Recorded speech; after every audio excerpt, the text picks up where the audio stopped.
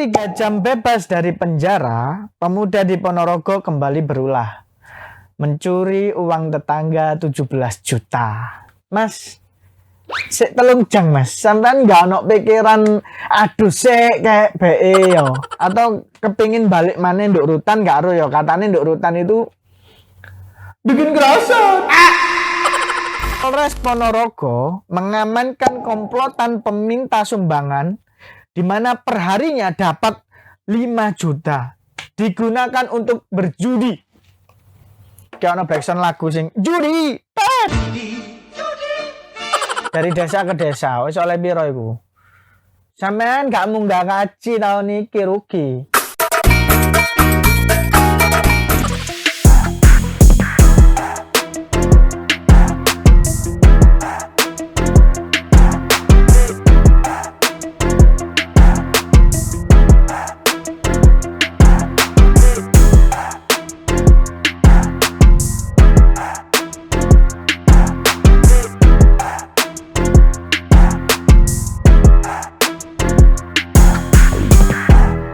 Halo Tribuners, welcome back to Tribun Far bersama saya Samir. Mengungkap sisi lain dari berita. Gimana kabarnya Tribuners? Semoga sehat selalu ya. Hari ini Samir merasa bebas banget. Kenapa aku bebas? Karena pekerjaan intiku sudah selesai. Jadi saya kembali mengisi Tribun Far, memberikan berita-berita yang menarik dan melihat dari sign of humor berita tersebut. Samir mau disclaimer dulu ya. Aku pengen ngomongnya campur sama Jawa Timuran karena ini lokal Jawa Timur. Dan teman-teman, apa aku kok merasa bebas sekali? Karena saking bebasnya aku sampai koyok nggak ingin merasakan sesuatu yang ngono lho, ya kayak gak bisa diungkapkan gitu loh. Nah, saking bebasnya seperti berita yang akan Samir bacakan iki rek. Berita datang dari Ponorogo. Nah, apa beritanya?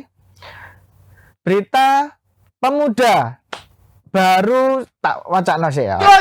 Baru 3 jam bebas dari penjara, pemuda di Ponorogo kembali berulah. Mencuri uang tetangga 17 juta. Baru 3 jam keluar bebas dari penjara. Bayang no 3 jam. Mas masih tak wacana sih ya. MBF warga Ponorogo kembali ditangkap 3 jam setelah bebas dari rutan. Nah, MBF ini pemuda berusia 20 tahun. Mencuri uang 17 juta, yaitu antaranya mengambil uang cash yang merupakan tetangganya sendiri, milik tetangganya sendiri.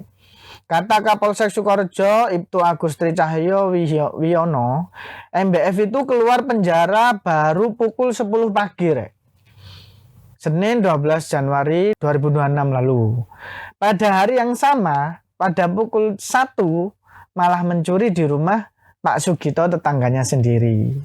Mas, sik telung jang mas, sampean gak ono pikiran aduh sik kayak BE yo. Adus-adus mari metu teko rutan ngono maksudnya. Pipis buang air pak. Aduh sik ngono mas, gak kepikiran ta sampean? Atau gak tahu ya, atau kepingin balik mana nduk rutan gak ro yo, katanya nduk rutan itu bikin kerasa. Gak ada pisan yo, tapi sing pasti iki sik 3 jam lho yo. Sik 3 jam mas, cara ngono ambekan dulu lah. Bernafas dahulu itu gak iso ta mas. Ya ampun, 3 jam lho mas. Sampeyan gak dideleki wong, gak kangen wong tua ta wis. Gampangnya sampeyan gak kangen wong tuane sampeyan. Mosok teko langsung nduk tangga. Tapi iki anehnya kok tahu ya, kok ero tempatnya itu loh. Nah, di sini dijelaskan MBF itu mencuri di rumah Sugito saat posisinya kosong. Saat di luar rumah itu Sugito membuka aplikasi CCTV. Nah, kaget melihat pria masuk, Sugito langsung segera pulang. Korban langsung balik. Mendapati bagian atap atau genteng di ruang belakang dalam kondisi terbuka. Nah, setelah diperiksa, sejumlah uang tunai yang disimpan di almari, kamar utama, dan kamar anak korban diketahui hilang. Selain itu ada 2 gelang emas seberat 17 gram, mbok. Sak gram saiki ku 2.600.000 lah anggapannya. 17 gram, bro. Milik istri juga raib. Total 17 juta, lur. Dia mengaku setelah dilakukan serangkaian penyelidikan berbekal rekaman CCTV, identitas pelaku ditangkap. Ternyata si MBF ini juga residivis. Sebelumnya dia juga dipenjara dengan kasus yang sama, yaitu pencurian. Baru 3 jam. Bayang nokon. Awak dewe teko jopo ibaratnya ya. Maksudnya lungo lah atau bepergian kemana ngono. Kan kangen karo keluarga, apa maneh kita korutan. Bebas 3 jam gak apa ya gak matuk lah nduk utek ya. Atau mungkin memang Mas MBF ini kebelet kepingin tuku apa ngono iso ae ya kan, bisa saja. Tapi kok ngerti Mas MBF kok ngerti nggone sampean kebelet apa sampean baru 3 jam kan bebas teko penjara melakukan tindak kriminal. Mbok yo biar berkah yo, aja nglakoni maneh metu teko penjara iku salaman karo orang tua, minta maaf, PBE selama ini melakukan kesalahan. Yo memang melakukan kesalahan di penjara yo, tapi sanggangane apa gak duwe ortu atau ada yatim, saya tidak tahu. Ya maksudnya ku, ayolah Mas, sampean gak kapok dah. Atau mungkin Mas MBF juga kerasan di penjara, kita nggak tahu juga. Tapi yang pasti ojo ya, jangan ditiru ya. Tapi lucunya baru 3 jam. Biasanya itu baru beberapa hari atau beberapa minggu. Biasanya pelakuan residivis ini. Tapi ini baru 3 jam. Sangar, Mas MBF. Top. Oke, selanjutnya. Berita yang kedua, ini Tribuners. Juga masih sama, datang dari Ponorogo. Ponorogo ini viral ya ternyata ya. Selain kasus-kasusnya yang menarik juga, bupatinya juga menarik. Oh, nggak tahu aku ya, bupatinya kena apa, tapi sudah pada tahu lah ya. 2 periode, bupati 2 periode. Kena korupsi. Nah, yang kedua, berita dari Ponorogo. Di mana Polres Ponorogo mengamankan komplotan peminta sumbangan di mana perharinya dapat 5 juta digunakan untuk berjudi. Kayak ono backsound lagu sing judi. Iki meresahkan sih asli. Ini meresahkan guys karena biasanya aku POV ku ya, disclaimer dulu. Ini menurutku pribadi. Aku memang risih juga kalau banyak yang ada oknum-oknum yang menyatakan dia dari yayasan atau dari mana, aku meminta-minta. Nah, itu biasanya meresahkan guys, karena dia mek bondo tanggalan atau stiker betul. Oke, sebentar, saya bacakan dulu ya beritanya. 23 orang meminta sumbangan yatim piatu di Ponorogo terbukti menyalahgunakan dana untuk berjudi.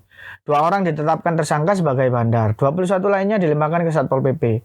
Dana 2-5 juta per hari hasil sumbangan warga digunakan untuk hotel dan perjudian. 2-5 juta per hari. Dewe saulan. Keringet sampai garing. Ambaan Senin sampai Kemis. Belum tentu sampai 5 juta. Kecuali aku duwe tambang sawit. 2-5 juta per hari guys, bayangkan. Astaga, itu uang loh ya, sehari. Indis ekonomi kalian. Enak. Komplotan meminta sumbangan mengatasnamakan yayasan yatim piatu. Nah, ini kebaikan warga Ponorogo disalahgunakan, di mana uang sumbangan yang diberikan itu tidak untuk kepentingan anak yatim seperti saat mereka meminta sumbangan, tapi digunakan untuk tidur nyenyak di salah satu hotel dan digunakan untuk berjudi. Modus ini berawal dari keresahan masyarakat bahwa ada sekelompok orang meminta sumbangan di wilayah hukum Ponorogo. Total ada 23 orang. Nah, menariknya ternyata guys di sini orang-orang yang diajak itu 20-an itu ternyata juga ditipu oleh salah satu oknum ini. Nah, kata Satpol PP Ponorogo, Ternyata ada fakta baru di mana puluhan orang itu merupakan korban tipu-tipu yayasan yatim piatu yang tak resmi, di mana mereka dijanjikan dengan gaji besar. Oh jelas besar mas, 2-5 juta per hari besar dong, asli, dengan hanya meminta-minta sumbangan. Nah saat ini 21 pemuda itu berusia 19-23 tahun asal Provinsi Lampung. Lampung ya. Lampung itu yang jalan rusak. Tetapi bukan satu kabupaten, ada yang Bandar Lampung maupun yang lainnya. Mereka di tempat asal itu kerjaannya cari rumput, ngarit-ngarit dan lain-lain. Hasilnya sehari 8.000. Menurut pengakuan mereka, ada koordinator mencari pemuda di Lampung. Kemudian mereka dikumpulkan di yayasan yatim piatu yang dimaksud. Di Tangerang, Banten, lalu mereka diberangkatkan ke Ponorogo dengan mobil yang telah disewa oleh yayasan itu. Tapi yayasan itu nggak resmi ya. Kemudian di Ponorogo mereka menyewa hotel untuk menginap. Sudah ada kurang lebih 10 hari untuk meminta sumbangan dari desa ke desa. Nah, modusnya mereka menjual stiker. Dibawakan sekitar 6.000 stiker. 2.000 terjual. Nah itu yang jariku mau. Itu modusnya itu seperti itu guys, ada yang bawa tanggalan, ada yang bawa stiker, dan itu aku belum pernah ketika itu karena belum jelas gitu loh. Jadi dia tuh mintanya itu seikhlasnya gitu. Betul, belas kasihannya itu warga ada yang memberi 2.000, tapi ada yang membeli 5.000 maupun lebih. Sekarang bayangkan 2.000 ping 5.000 dari desa ke desa, wis oleh piro iku? Sampean gak munggah kaji tahun ini rugi. Untung masih kecekel sampean. Ya kan? Meresahkan Ponorogo. Nah itu. Jadi rek, sesekali kita harus selektif ya. Untuk ngasih sumbangan yang jelas-jelas aja deh. Kalau mau apa ya istilahnya berbagi, atau mending kalian ngei tonggo-tonggo yang memang yang membutuhkan. Karena ya aku mau dibuat judi. Untung nggak ada tambahan nih. Biasanya ada tambahan itu. Habis judi, mabuk dan berzina. Itu.